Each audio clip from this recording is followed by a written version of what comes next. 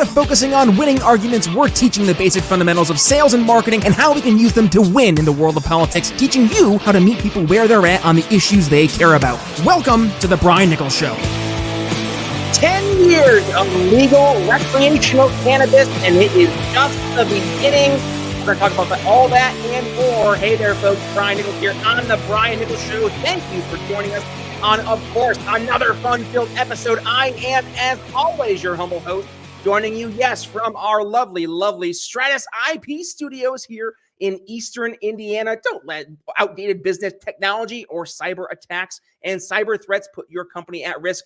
Learn more at briannicholsshow.com/Stratus IP, or go ahead and get your free business technology consultation over at briannicholsshow.com/Stratus IP. Stratus IP, business technology simplified. All right, folks. So before we go ahead and get on to today's episode, I want to go ahead and give a shout out to one of our phenomenal sponsors, and that is Right Strategies. Now, folks, if you are a folk who's out there running for political office, or if you are a business owner out there trying to help make a difference in the digital landscape, well, we have a great opportunity for you here, and that is joining Right Strategies. They're going to help you with a proven track record of helping their clients win elections, but also grow their businesses using smart strategic digital marketing.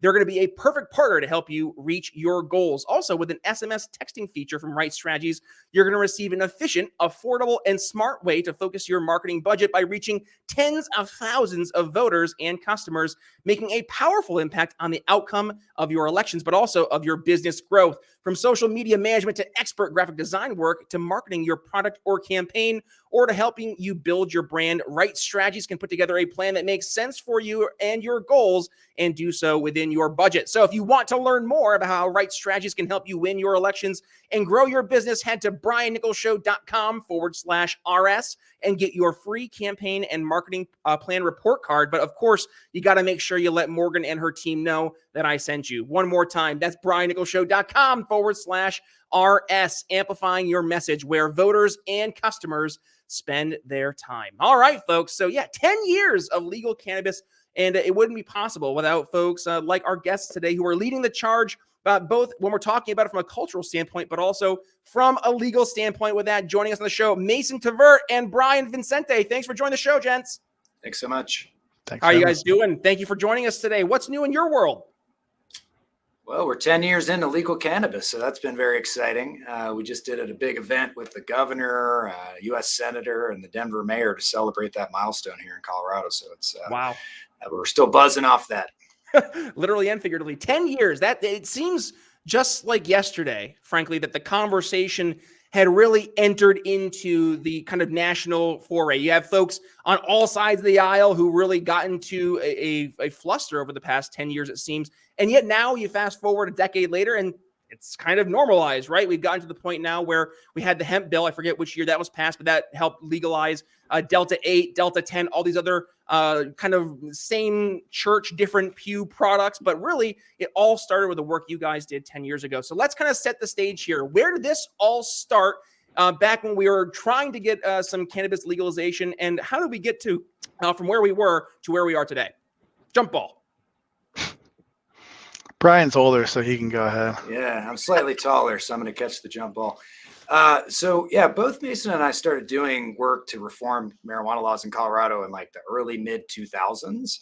So it was a long campaign, and we had a long way to go. And at that point, I mean, marijuana had been functionally illegal in our country for 80 years, right? So I started doing a lot of legal work. I'm an attorney representing medical marijuana patients, people with AIDS, dying and using medical cannabis, being prosecuted.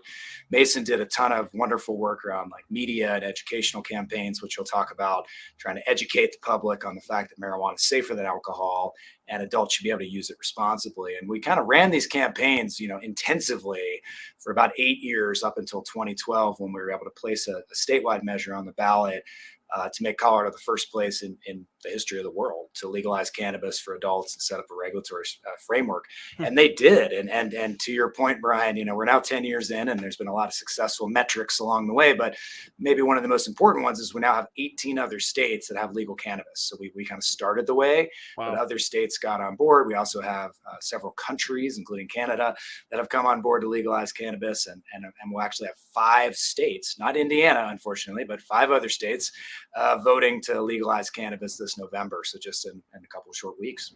Wow, that's pretty darn cool. And here, really quick, I'm going to share this screen because my favorite platform, it's Twitter. I know, sue me. However, I do have my favorite tweet I ever did, and it actually went super, super viral. And it was my scary marijuana stats tweet. Number 1, 88,000 deaths annually are attributed to excessive use. 2, every day, 30 people in the U.S. die in car crashes that involve a marijuana impaired driver. Number 3, teen marijuana use kills 4,700 people each year.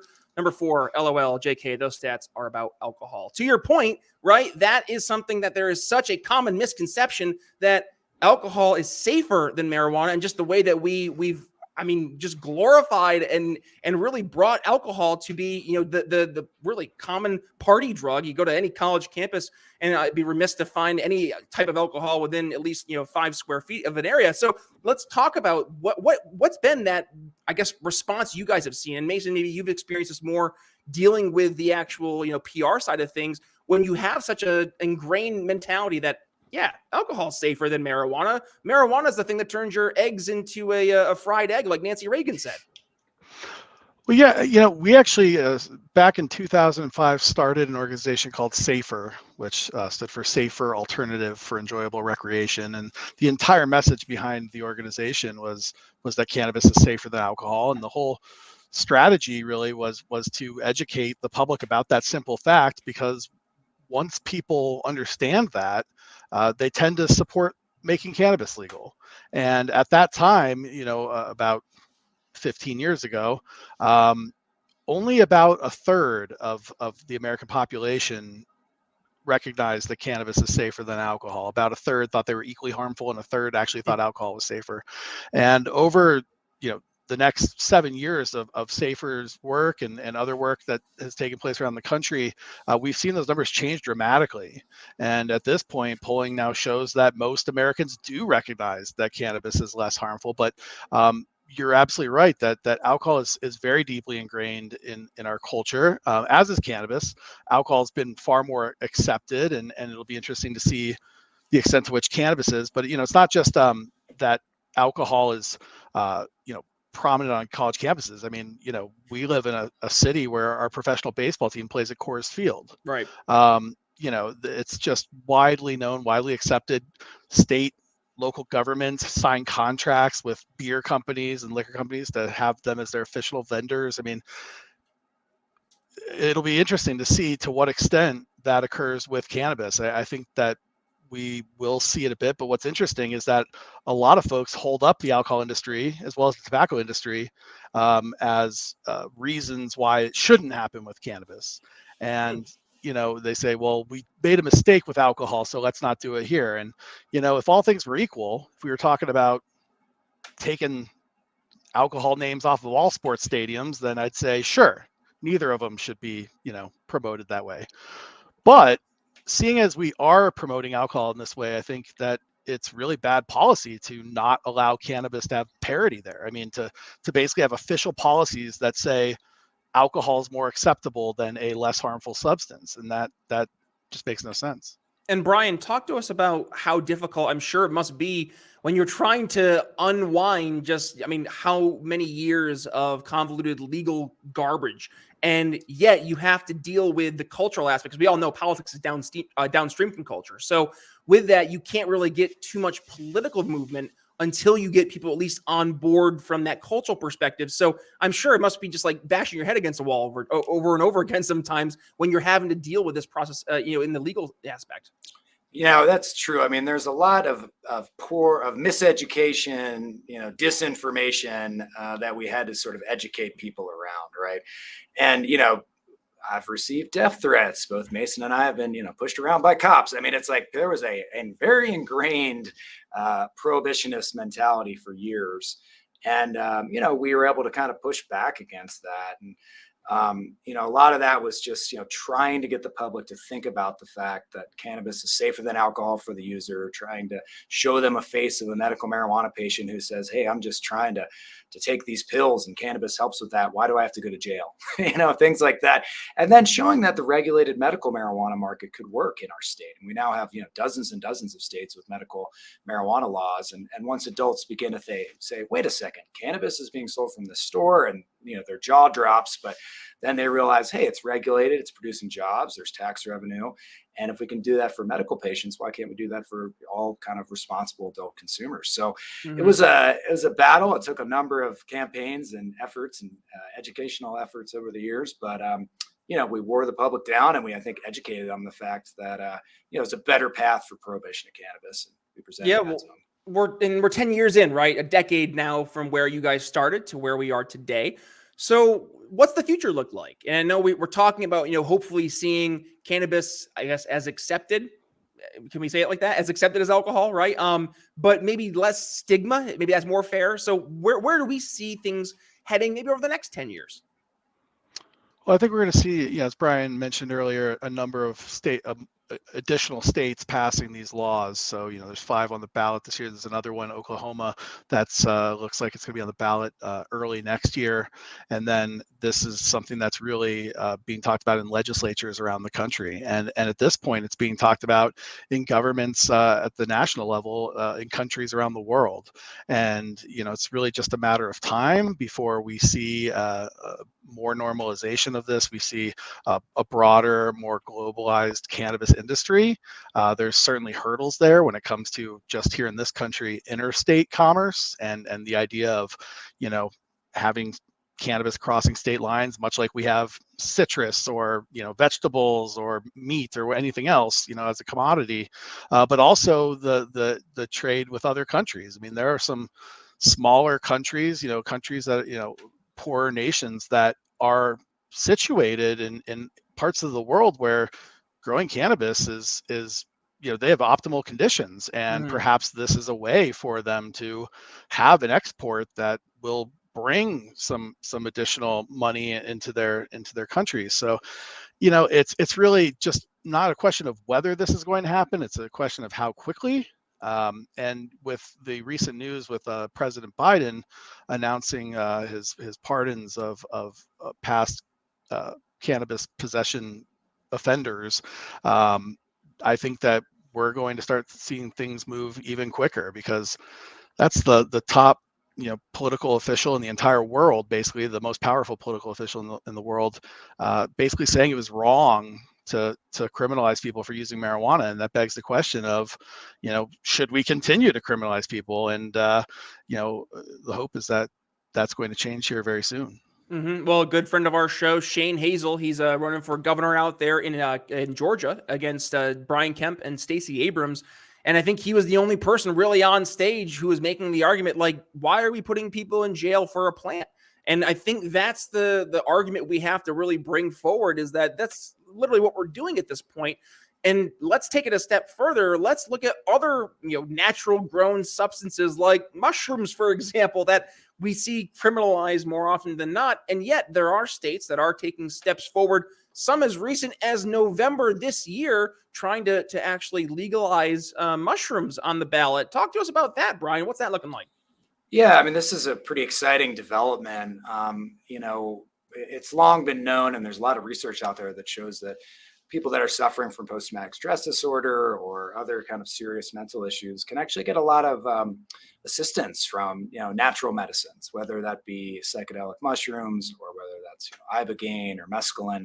And these, of course, are substances that have been criminalized for many decades in our country. Well, fortunately, there's a movement to begin to regulate these products and allow adults to access them in a sort of medical therapeutic atmosphere.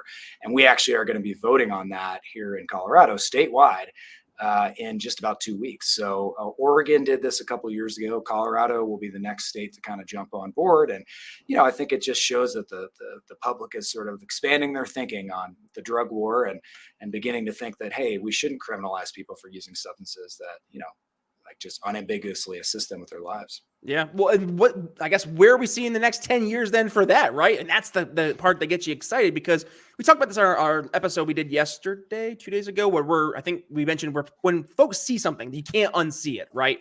And this is something that is true once you kind of get the, it's a slippery slope, right? Once you kind of start getting the opportunity moving forward, it gets a little bit easier, because now people are starting to accept more and more, like, okay, yeah, it's a plant. Yeah, I think what you're describing is the gateway theory. Okay. Yep. There you go. Gateway theory. Yeah, I learned about that in Dare, right?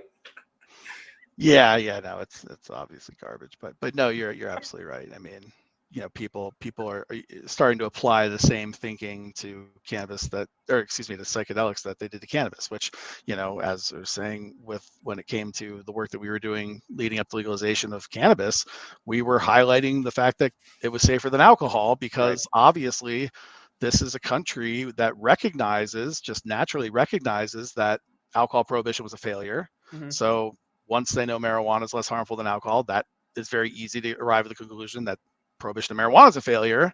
And now obviously having that, extending that discussion to some other substances, but it's a bit of a different discussion. So with regards to like where things are heading, it's probably going to be a very different landscape, because these are different substances. And that's really what the point of safer and all this was, that different substances should be treated based on their different properties and their different potentials for harm and their different effects. And that means that while sure cannabis should be available to adults much like alcohol in stores, certain psychedelics maybe should only be available through therapeutic settings or with people who are professionals who are able to provide guidance on that, and it shouldn't be just out there at the store in the same way.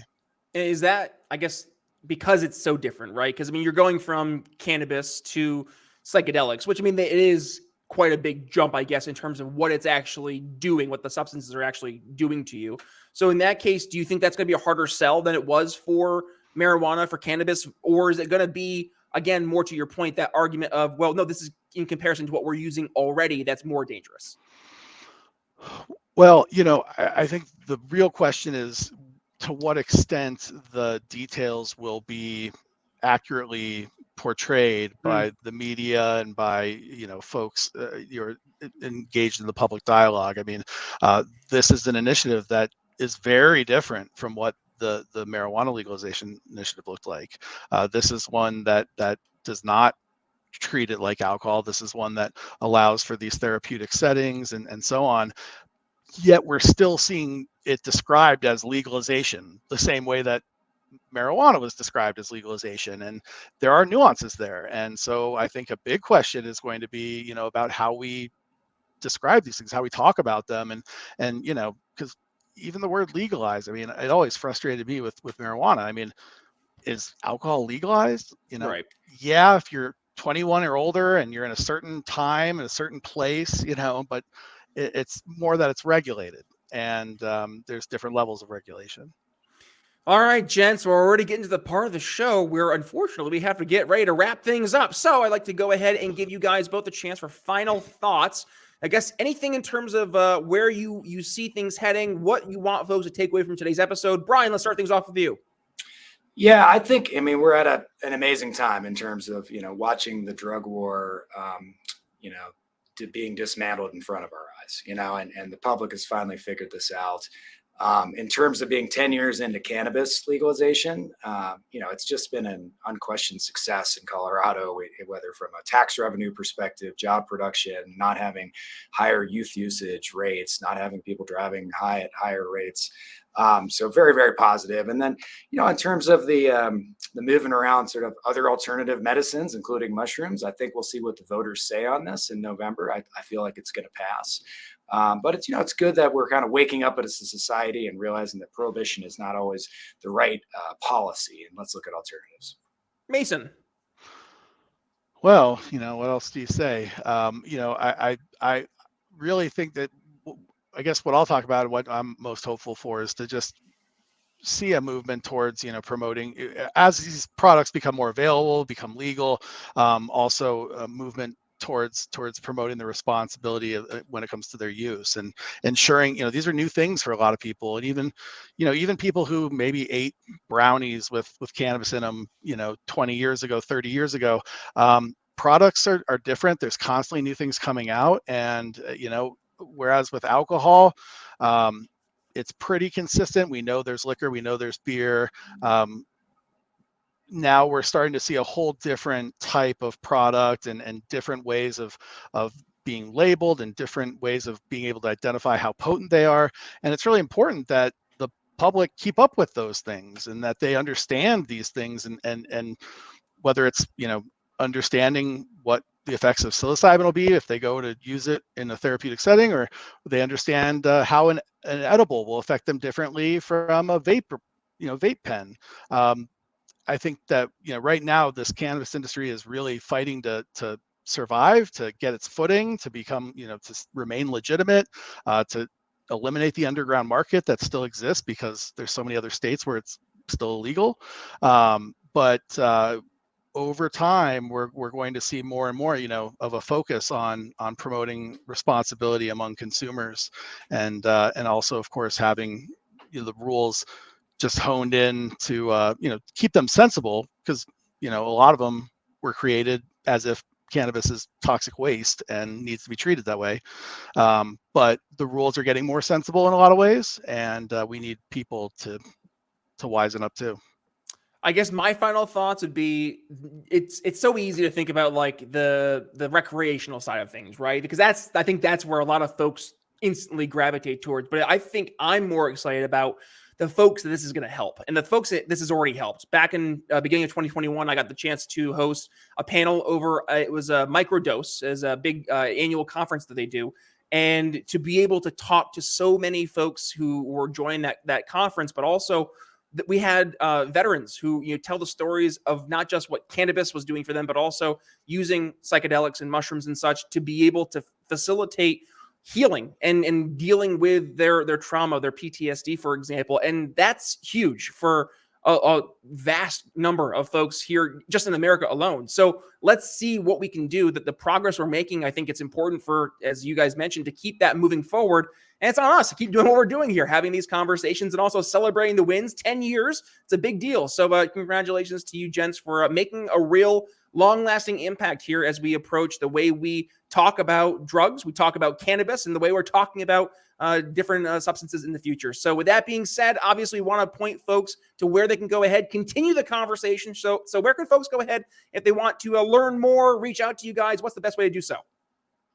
Sure. Well, they can certainly go to VicenteCederberg.com. That's the website of the law firm that I run. And we're involved in a lot of these campaigns, and happy to help businesses that are in this space, or help activists along the way. Perfect. All right. And social media for where they can find you guys individually? I've made the conscious decision to refrain. Yeah, the foray. But I'll just reiterate, VS Strategies is the name of the firm I'm at. But really, Vicente Cederberg is, in addition to obviously being able to learn about their services, they are providing a lot of commentary, a lot of analysis on the different laws that are coming out, the different regulations that are coming out. So there's a lot of interesting stuff there. Perfect. All right. Well, gentlemen, thank you for joining us here on today's episode. And folks, if you got some value from today's episode, I'm going to ask you to do me a favor. Number one, go ahead and give today's episode a share. It's an important conversation to share. So when you do, please go ahead and tag yours truly at B Nichols Liberty. Share the message. And also, you want to help us have amazing guests like Mason and Brian on the program. Well, do me a favor. Go to briannicholsshow.com/support, and you can become a supporting listener, $5 a month over on Patreon, or you can go ahead and give us a one-time PayPal donation over on PayPal. Yes, I know I still am using PayPal. I know, believe it or not. Well, until they screw me over, of course, and then we'll have to reconsider. But anyways, well, that's a conversation for a different day. Folks, thank you for joining us. And by the way, did you check out our awesome conversation we had with Jason Loftus back on our episode on Tuesday? Yeah, that's right. Where we talked about his brand new film. It's Canada's entry for the Academy Awards for International Best Film. Eternal Spring follows the story of the Falun Gong over in communist China and the struggle they faced against the propaganda and what they did to help fight back. A great, great story. I'll go ahead and include that link for that episode right here below. Otherwise, folks, that's all I have for you. That being said, it's Brian Nichols signing off here on The Brian Nichols Show. We'll see you tomorrow. Listening to The Brian Nichols Show. Find more episodes at briannicholsshow.com.